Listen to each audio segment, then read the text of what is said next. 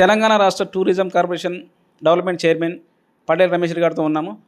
ఈ స్థానిక సంస్థల ఎన్నికలలో కాంగ్రెస్ పార్టీ యొక్క వ్యూహాలు ఏ విధంగా ఉంటాయనేది వారి మాట్లాడదాం. సార్ నమస్తే అండి. స్థానిక సంస్థలు అనేది మన నగరం మోగింది. ఈ నెక్స్ట్ వ్యూహం అనేది ఏ విధంగా ఉన్నాయి? అందరికీ నమస్కారం. ముఖ్యంగా యోయో టీవీ ప్రేక్షకులందరికీ స్థానిక సంస్థలకు సంబంధించి నిన్న ఎలక్షన్ కమిషను నగర మోగించడం జరిగింది. చూసినట్టయితే తెలంగాణ వ్యాప్తంగా కూడా ఈ గ్రామ పంచాయతీ ఎన్నికలు అనేవి కాంగ్రెస్ పార్టీకి అనుకూలంగా ఉండబోతున్నాయి. అంటే ఇవి పార్టీ రహితంగా ఉన్నా కూడా పార్టీ బలపరిచిన అభ్యర్థులే ఉంటారు కాబట్టి మేజర్గా దాదాపుగా 90% మంది అభ్యర్థులు కాంగ్రెస్ పార్టీ గెలిచే అవకాశాలు ఉన్నాయని కూడా స్పష్టంగా కనపడుతుంది.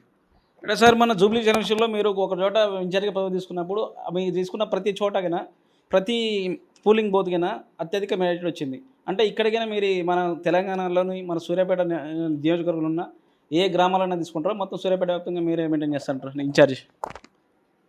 సూర్యాపేటకు సంబంధించి ఖచ్చితంగా అంటే గతంలో నేను 2014లో ఇక్కడ ఎమ్మెల్యేగా పోటీ చేయటం, 18లో 23లో కూడా టికెట్ కావాలని కోరుకోవడం జరిగింది. ఆనాడు దామోదర్ రెడ్డి గారు ఉన్న సందర్భంలో దామోదర్ రెడ్డి గారు ఇక్కడ పోటీ చేసిన అభ్యర్థిగా నాతో పాటు నన్ను కూడా కోఆర్డినేషన్ చేసుకుంటూ పోయిన ఎన్నికలు కూడా చూస్తే కొన్ని గ్రామాలల్లో బలంగా ఉన్న దగ్గర నేను సూచించిన అభ్యర్థులకు కూడా ఇస్తూ కోఆర్డినేషన్ తోటి ఆనాడు మేమిద్దరం కూడా ముందుకెళ్ళడం జరిగింది.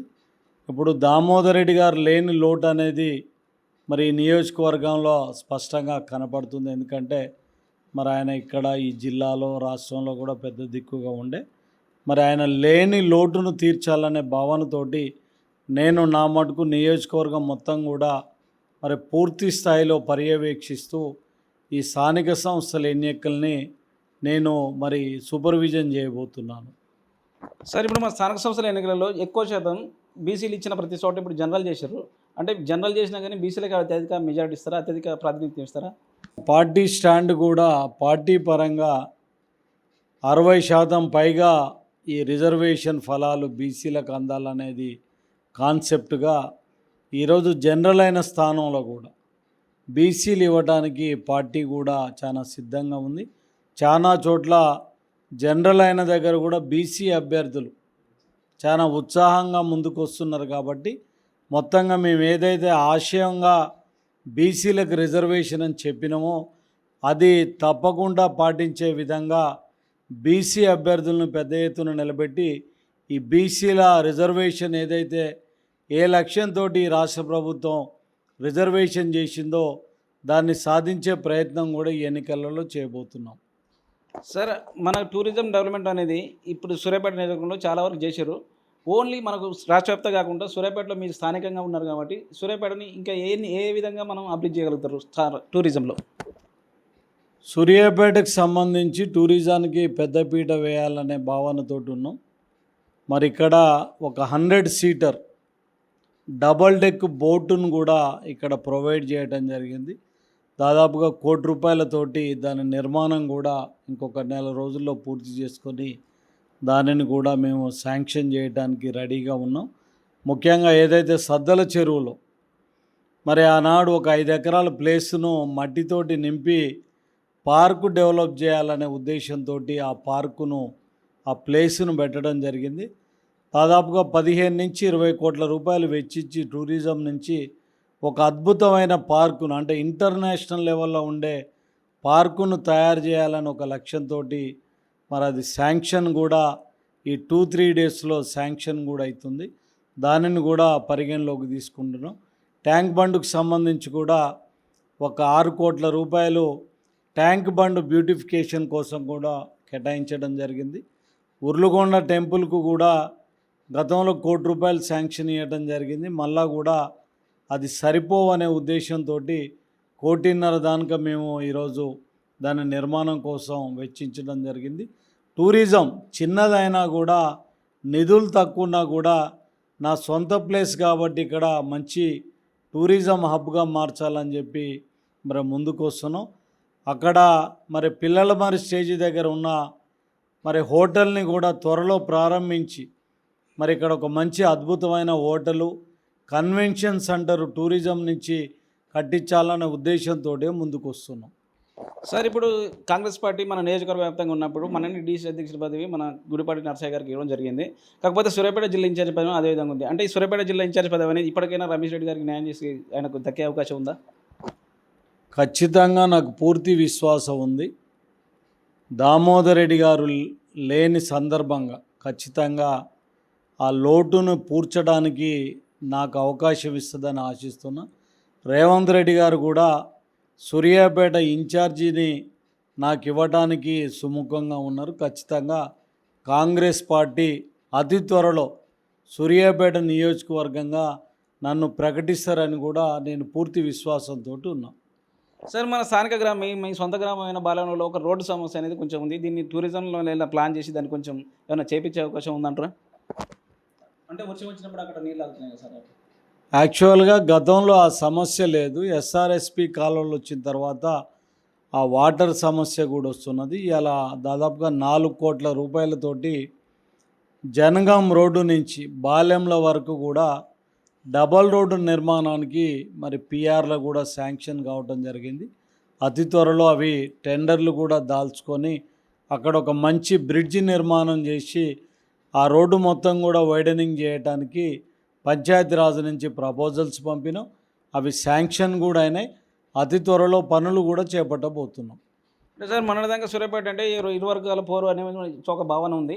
ఇప్పుడు అంతా ఇక్కడ పోయినా కలిసే తిరుగుతున్నా కలిసి వస్తున్నారు. అంటే స్థానిక సంస్థల ఎలక్షన్ అడిగినా మీ యొక్క విధానం అనేది కలిసిపోయే విధంగా ఉంటుందా?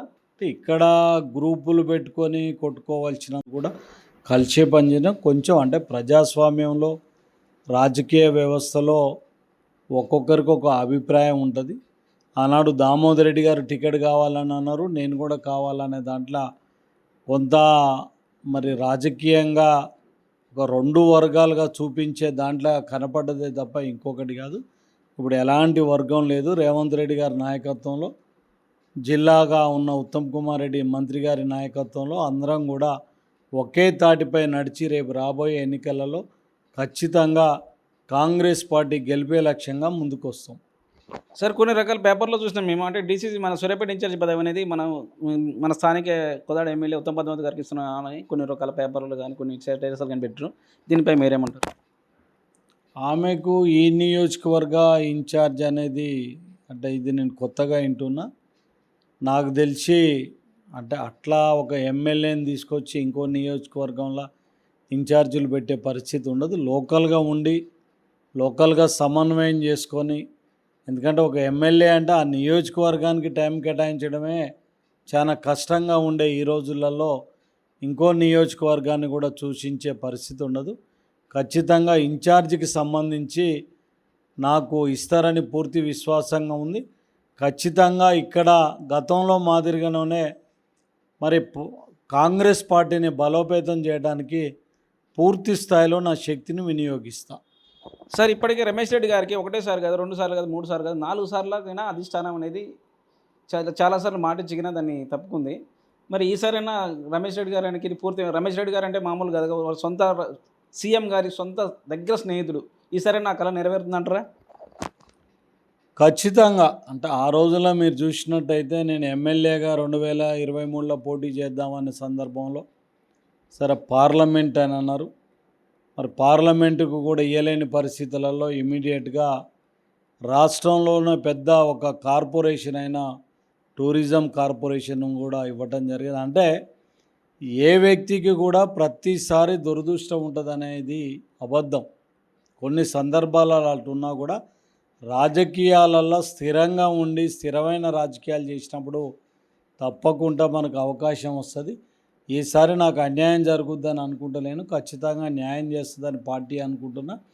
ఈరోజు పైనుంచి ఏఐసిసి నుంచి పిసిసి వరకు, పిసిసి అధ్యక్షుడు కానివ్వండి, ముఖ్యమంత్రి గారు కానివ్వండి, ఈ జిల్లా మంత్రి గారు కానీ అందరూ కూడా నా పట్ల ఒక ఫేవర్గా ఉన్న పరిస్థితి ఉంది. కాబట్టి ఖచ్చితంగా సూర్యాపేట ఇన్ఛార్జి నాకు వస్తుందని నేను పూర్తి విశ్వాసంగా ఉన్నా. సార్ స్థానిక సంస్థల ఎలక్షన్లో సర్పంచ్ అభ్యర్థులు అనేది ఏ విధంగా ప్రజలని దగ్గర కావాలతారు, ఎలాంటి హామీలతో ముందుకు పోవాలంటున్నారు? అంటే సర్పంచ్ అనే వ్యక్తి గ్రామాలలో అందరికీ అందుబాటులో ఉండాలి. ఏ సమస్య వచ్చినా అటు ప్రభుత్వ పరంగా వచ్చినా పర్సనల్ సమస్య వచ్చినా కూడా దానిని ముందుండి నడిపించేవాడే సర్పంచ్ అనే వ్యక్తి. ముఖ్యంగా గ్రామానికి సంబంధించి శానిటేషన్ కానివ్వండి, లైట్లు కానివ్వండి, వాటర్ కానివ్వండి, అన్ని రకాల సమస్యలను పరిష్కరించేవాడే సర్పంచ్. కాబట్టి ఖచ్చితంగా గెలిచే సర్పంచులు మరి ప్రజలకు దగ్గరలో ఉండి వాళ్ళతోటి సమన్వయంగా ఉండి ఖచ్చితంగా వాళ్ళ సమస్యలు తీర్చడానికి ప్రయత్నం చేయాలని చెప్పి కూడా నేను అనుకుంటున్నాను. సార్ మేము ఇప్పుడు బీఆర్ఎస్ పార్టీ వాళ్ళు బాకీ కార్డులు అనుకోండి పంచుతున్నారు, గ్రామ పంచాయతీలు అన్ని తిరిగి అక్కడక్కడ తిరిగి. ఆ బాకీ కార్డుల ప్రభావం అనేది ఏమన్నా మన కాంగ్రెస్ పార్టీపై పడుతుందా? మరి బాకీ కార్డులు అనేవి కూడా గతంలోనే వాళ్ళు ప్రారంభించడం జరిగింది. జూబ్లీ హిల్స్ ఎన్నికల సందర్భంగా కూడా ఇది మా ట్రంప్ కార్డు, దీని ద్వారా రాష్ట్రంలో మేము ఎన్నికలు గెలవబోతున్నామని కూడా చెప్పడం జరిగింది. కానీ వాళ్ళు చేసిన బాకీ కార్డు వాళ్ళకే రివర్స్ కొట్టి వాళ్ళు ఎల్లెలకల పడడం కూడా జరిగింది. ఇలా ప్రజలు ఎవరు కూడా బీఆర్ఎస్కు సంబంధించిన బాకీ కార్డులను నమ్మట్లేరు. వాళ్ళు ఈ రాష్ట్రంలో 8 లక్షల కోట్లకు పైగా అప్పులు చేసి రాష్ట్ర ప్రజలకు వాళ్ళు బాకీ పడ్డారు. దళితుల్ని ముఖ్యమంత్రి చేస్తున్నారు, ప్రతి పేదవాడికి డబుల్ బెడ్రూమ్ ఇస్తున్నారు, దళితులకు 3 ఎకరాల భూమి ఇస్తున్నాడు, ఇంటికి ఒక ఉద్యోగం ఇస్తే, ఇలాంటి చెప్పుకుంటూ పోతే చాలా ఉన్నాయి. ఇవన్నీ కూడా వాళ్ళు బాకీ పడ్డరే తప్ప కాంగ్రెస్ పార్టీ ఏనాడు బాకీ లేదు. ఏదైతే మేము 6 గ్యారంటీలు అన్నామో అవన్నిటిని కూడా ఈరోజు అమలు చేసే ప్రయత్నం చేస్తున్నాం. ఇవాళ మేము హామీ ఇవ్వని సన్న బియ్యాన్ని కూడా మేము అమలు చేసి ముందుకెళ్తున్నాం. ఖచ్చితంగా కాంగ్రెస్ పార్టీ అంటే మాట మీద నిలబడే పార్టీ. కాంగ్రెస్ పార్టీ అంటే ఇచ్చిన మాట మీద కట్టుబడి ఉండే పార్టీ. కాబట్టి అలాంటి క్వశ్చనే రాదు. ప్రజలు దీనిని నమ్మట్లేరు.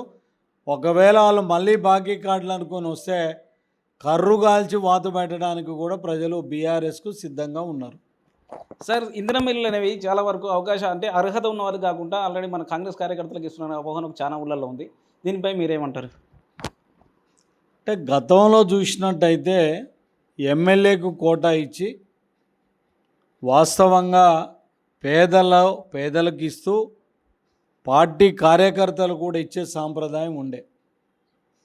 రాజశేఖర రెడ్డి గారు ముఖ్యమంత్రి అయినాక ఇందిరమ్మ ఇండ్ల పేరు మీద, ఇందిరమ్మ గ్రామాల పేరు మీద 100% అర్హులైన ఏ పార్టీ వాళ్ళైనా కూడా ఇచ్చిన ఘనత కూడా రాజశేఖర రెడ్డి గారికి దక్కింది.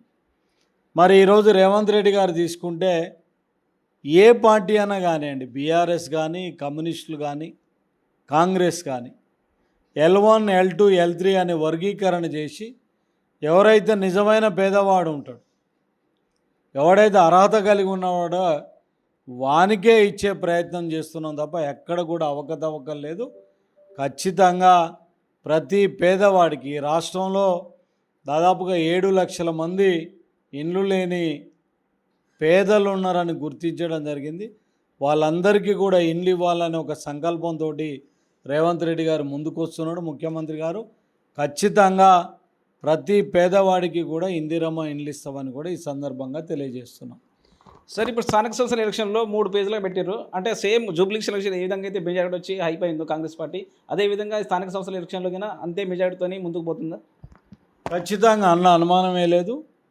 జూబ్లీ హిల్స్ ఎన్నిక అనేది మాకు నిజంగా కూడా చాలా ఉపయోగపడ్డది. జూబ్లీ హిల్స్ ఎన్నిక తర్వాత చాలామంది బీఆర్ఎస్ నాయకులు పోటీకి సిద్ధంగా కూడా లేని పరిస్థితి కనబడుతుంది. మరి ఆ ఎన్నిక బీఆర్ఎస్ సీటు మేము గెలవడం జరిగింది. బీఆర్ఎస్ గెలుస్తుందని ఇది రెఫరెండంగా స్వీకరించాలని చెప్పి కేటీఆర్ గారు కోరడం జరిగింది. మరి ఎన్నిక తర్వాత పూర్తి స్థాయిలో బీఆర్ఎస్ పార్టీ డీలా పడ్డట్టు కనపడుతుంది. ఆ ఎన్నిక ప్రభావం ఉంది. దాన్ని ఎట్లయితే మేము గెలిచినామో అదేవిధంగా రాష్ట్రంలో గ్రామ పంచాయతీ ఎన్నికలు మొత్తం కూడా మేము గెలవబోతున్నాం. చూస్తున్నారు కదండి, మనకు స్థానిక సంస్థల ఎన్నికల్లో కాంగ్రెస్ పార్టీ వ్యూహం అనేది ఏ విధంగా ఉందో మనకు TPCC tourism corporation president Ramesh గారు చెప్పడం జరిగింది. చూస్తున్నాను మన కోసం ఏటీవీ. Thank you.